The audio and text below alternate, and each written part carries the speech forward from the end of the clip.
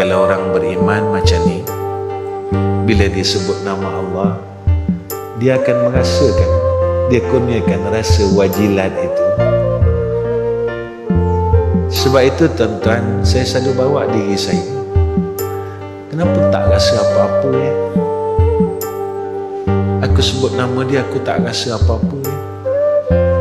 Walhal Allah sebut dalam Quran, orang yang beriman itu bila dia sebut nama Allah, dia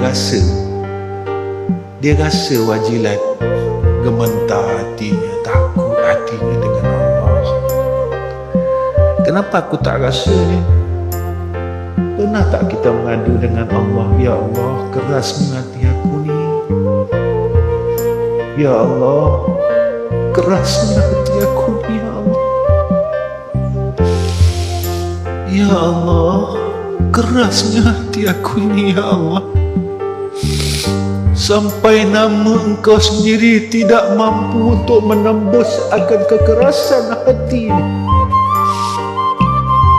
Sehingga kan nama Allah itu sendiri tidak mampu menembus, melembutkan hati kita yang keras.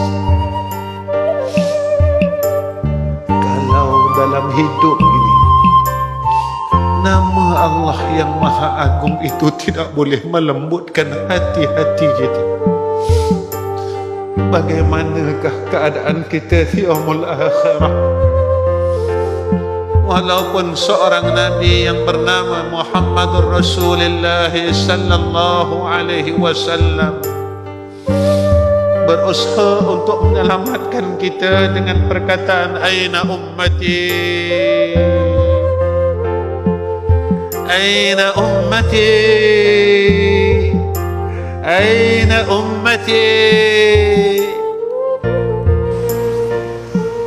tetapi diri kita tidak mampu diselamatkan kerana kesalahan kita terlalu banyak, dosa kita terlalu banyak.